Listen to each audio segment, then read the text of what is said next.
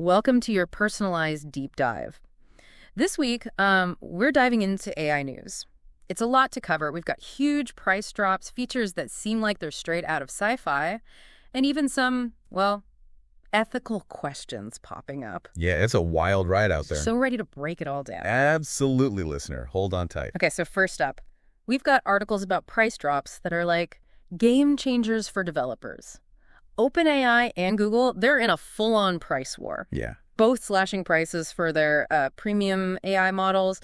Google's Gemini 2.0 Flash, that's coming in way cheaper than anything OpenAI has. It's huge. And I don't think it's just about saving money for developers, Yeah. This could mean a ton of new AI-powered apps and services, like smaller companies, even individuals can actually afford to use this stuff now. That's a good point. What do you think this means for, like, OpenAI? Can they keep up? It's a great question. They've been the leader, but Google's not messing around. They're using all their resources to get a bigger piece of the AI world.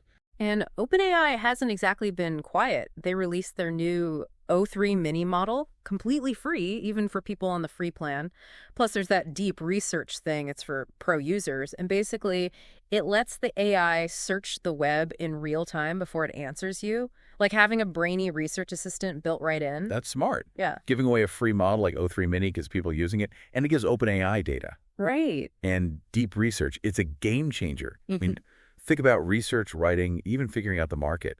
It changes everything about what we expect from AI. So it seems OpenAI is fighting back with features, but are people actually switching to Google's Gemini? The numbers say yes. Gemini is getting more popular, and in some tests, people actually like its output better, even compared to models like GPT-4. Interesting. Price matters, sure, but Google's also got that history of, search and data. They're really good at handling tons of information. Yeah, that makes sense. It's like their superpower.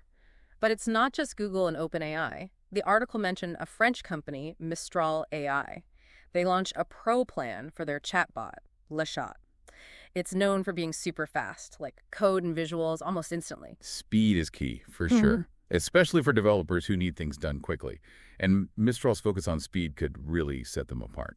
And then there's Anthropic's Claude AI. It's being used for customer service at Lyft. They're saying it cuts resolution time by like 87%. Wow, that's AI moving beyond just, ideas and actually making a difference. Yeah. AI-powered customer service can make things so much smoother, both for the company and the customer.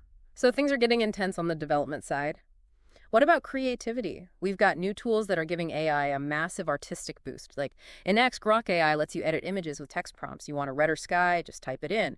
And Pika Labs, they've got Pika Scenes, which can turn pet photos into videos, and Pika Editions to add objects into videos. It's crazy. It's like putting professional editing tools in anyone's hands. Think what content creators could do with that. Exactly. And Topaz Labs, they have this Project Starlight thing. It uses AI to make old videos look amazing, super clear. They used it on a Muhammad Ali fight, and it's incredible. Right. It's like we can rediscover history in a whole new way with a level of detail we never thought possible. Yeah, it's like bringing the past to life. Exactly.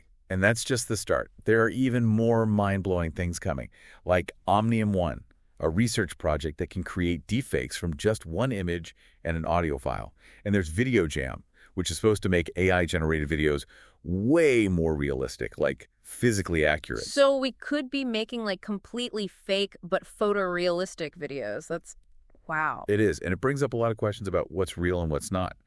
But it also has potential in fields like entertainment, education, even science. It feels like AI isn't just a futuristic idea anymore. It's here, it's changing fast, and it's having a big impact.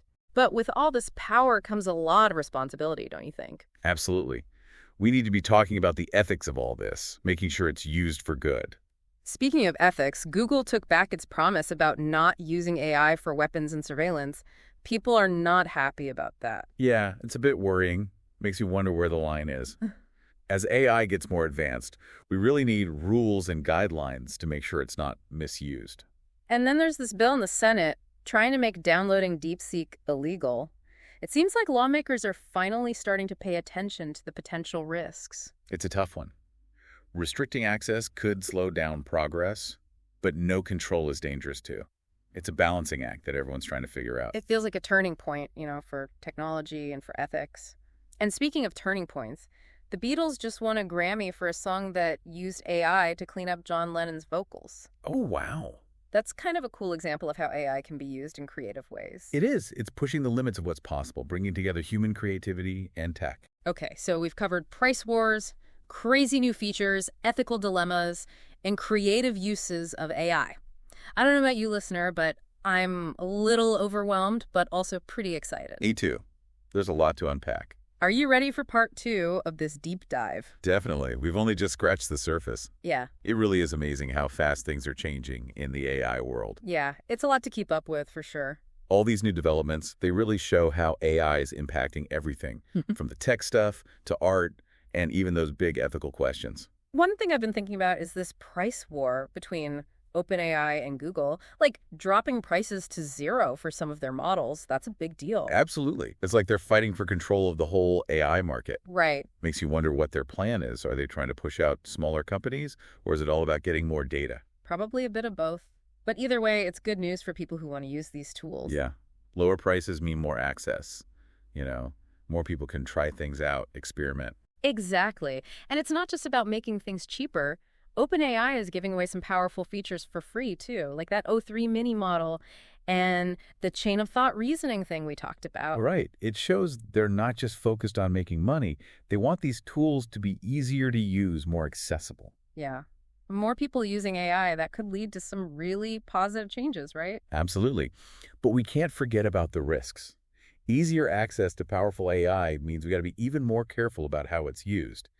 That's where the ethical stuff becomes really important. Totally agree. Like Google changing their mind about using AI in weapons and surveillance, that's a bit scary. It is. It makes you wonder what other lines they might cross as AI gets even smarter. Yep. And it's not just Google. We all have to think about the ethics of how we use AI. Right. Are we being responsible? Have we thought about the consequences? It feels like we're at a crossroads with AI. It's powerful, it has so much potential for good, but we have to be smart about it. It's about finding that balance between progress and responsibility. Well said. Okay. Can we talk about some of the cool creative stuff that came out this week, like turning pet photos into videos, editing pictures with text, making old videos look brand new? It's like magic. It is kind of magical. It shows what AI can do for creativity. These tools give everyone the power to create like they're professionals. It's opening up so many possibilities for storytelling and expressing yourself. I love that idea. AI making creativity more accessible. Exactly. And it's not just visuals. We're seeing AI used in music, writing, even dance. It's changing how creative people work in every field. And it's only going to get more advanced. Those research projects we talked about, the one that makes deepfakes, the one that makes super realistic videos, it's like a peek into the future. It's mind-blowing. It's like we're on the verge of a creative explosion powered by AI. What was your favorite AI news this week? Anything really blow you away? It's hard to choose just one. But that Project Starlight from Topaz Labs really stuck with me, making old, blurry footage crystal clear. That's incredible. I know, right? It's like, what other historical stuff could we bring back to life with this tech? Exactly. It could change how we see history. And think about old home videos. Imagine seeing those memories with perfect clarity like they just happened yesterday. Yeah.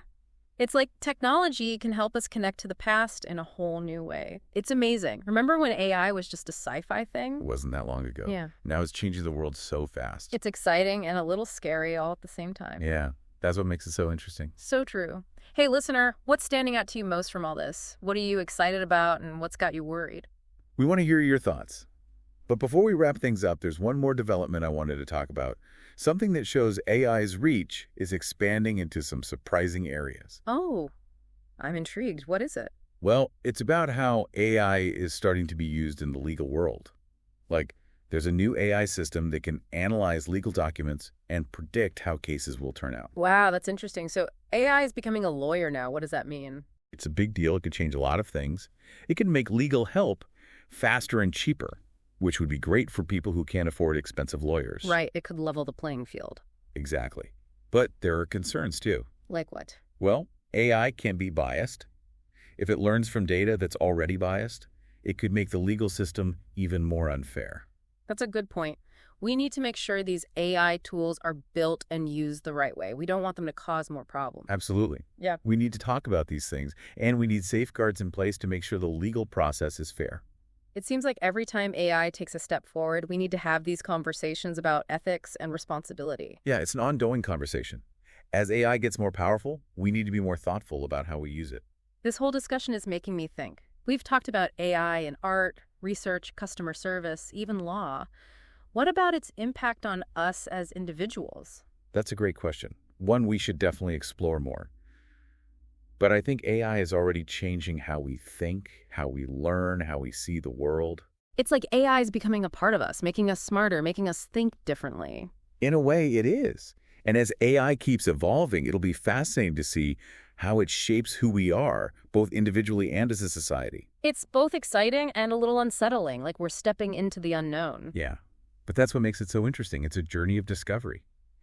This deep dive has given us a lot to think about.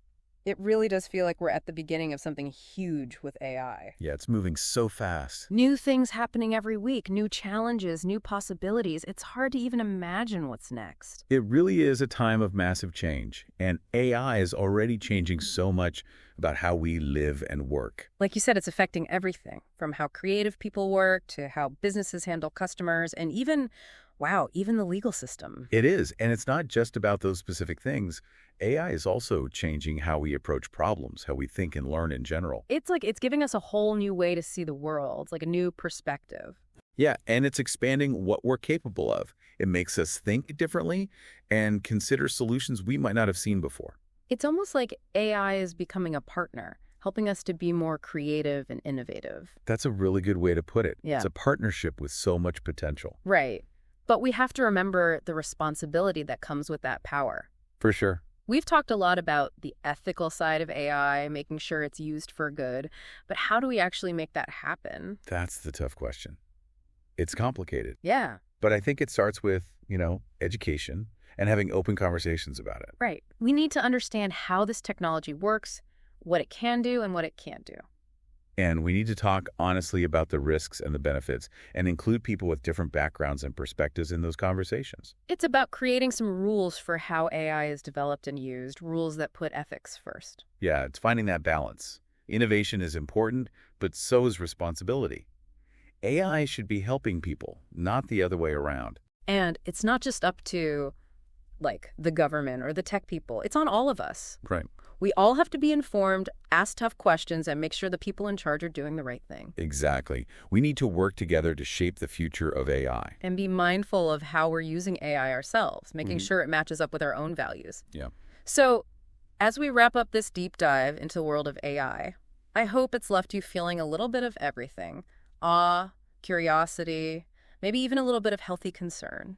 It's a wild world out there, constantly changing, full of opportunities and challenges. It is, but we're all in this together, and we get to decide where it goes from here. So, listener, what do you think? What are you most excited about when it comes to AI? What worries you the most? Keep learning, keep asking questions, and keep pushing the limits of what's possible. The future of AI is in our hands. Let's make it a good one.